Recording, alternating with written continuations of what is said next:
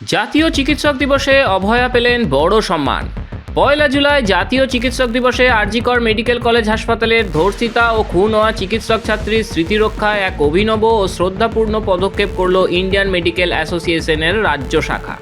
সংগঠনের বঙ্গীয় শাখার সদর দপ্তরের প্রেক্ষাগৃহের নাম পরিবর্তন করে রাখা হলো অভয়া অডিটোরিয়াম।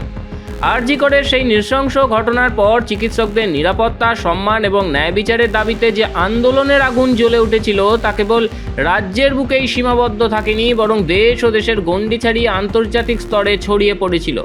এই ঐতিহাসিক ও আবেগঘন নামকরণ অনুষ্ঠানে উপস্থিত ছিলেন অভয়ার মা এবং উত্তর ২৪ পরগনার পানিহাটির বিজেপি বিধায়ক রত্না দেবনাথ। এদিনের অনুষ্ঠানে প্রধান অতিথি হিসেবে উপস্থিত ছিলেন রাজ্যের স্বাস্থ্যমন্ত্রী শারদ মুখোপাধ্যায়। একই মঞ্চে চিকিৎসা ক্ষেত্রে বিশেষ অবদানের জন্য ২৫ জন বিশিষ্ট চিকিৎসককে সম্মানও প্রদান করা হয়। এদিনের অনুষ্ঠানে ফের একবার অভয়ার বিচার নিয়ে সরব হন রত্না দেবনাথ। যেখানে সবকিছু দিয়ে আমার মেয়েটাকে আমরা তৈরি করেছিলাম, আমার মেয়েটা আমার গোটা পৃথিবী, তাকে কর্মস্থলে খুন হওয়ার পরে আমাদের স্বপ্নটাও সব শেষ হয়ে গেছে। কিন্তু লড়াইটা আমি চালিয়ে যাচ্ছি, কারণ আরো যারা মেয়েরা আছে তারা যেন সুরক্ষিত থাকে। এবং আমাদের সঙ্গে সেদিন যেটা ঘটেছিল, কোনো বাবা মার সঙ্গে যেন এটা না ঘটে।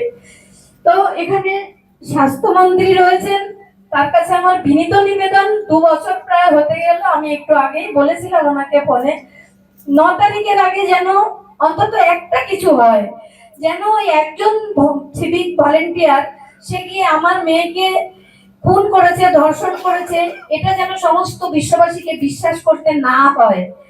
সবাই কেউ এটা বিশ্বাস করে না, যেমন আমরা মা বাবা হিসাবে তো বিশ্বাসই করি না, কিন্তু কেউ করে না।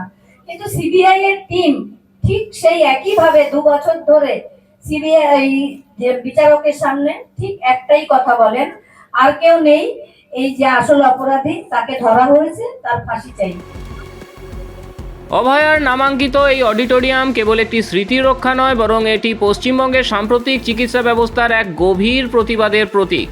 তৃণমূল জমানায় আরজিকর হাসপাতাল তথা রাজ্যের সরকারি চিকিৎসা ক্ষেত্রগুলোতে যে মারাত্মক থ্রেট কালচার বা হুমকি সংস্কৃতির অভিযোগ বারবার সামনে এসেছে, অভয়া আন্দোলন ছিল মূলত তারই বিরুদ্ধে এক স্বতঃস্ফূর্ত বিদ্রোহ। চিকিৎসকদের ভয়ের পরিবেশ থেকে মুক্ত করা, কর্মক্ষেত্রে তাদের নিরাপত্তা সুনিশ্চিত করা এবং জুনিয়র ডাক্তারদের উপর চলা মানসিক ও শারীরিক নির্যাতনের অবসানের দাবিতে এই লড়াই এক নতুন মাত্রা পেয়েছিল।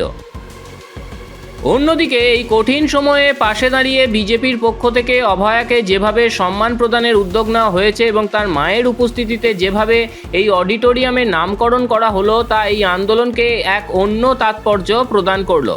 জাতীয় চিকিৎসক দিবসের মতো একটি পবিত্র দিনে অভয়ার নামে অডিটোরিয়ামের এই আত্মপ্রকাশ আসলে সমস্ত নির্ভীক চিকিৎসক এবং আন্দোলনকারীদের লড়াইকে কুর্নিশ জানানো এবং চিকিৎসা ক্ষেত্রে ভয়ের সংস্কৃতিকে উপড়ে ফেলে ন্যায় বিচার প্রতিষ্ঠার এক দীর্ঘমেয়াদী অঙ্গীকার।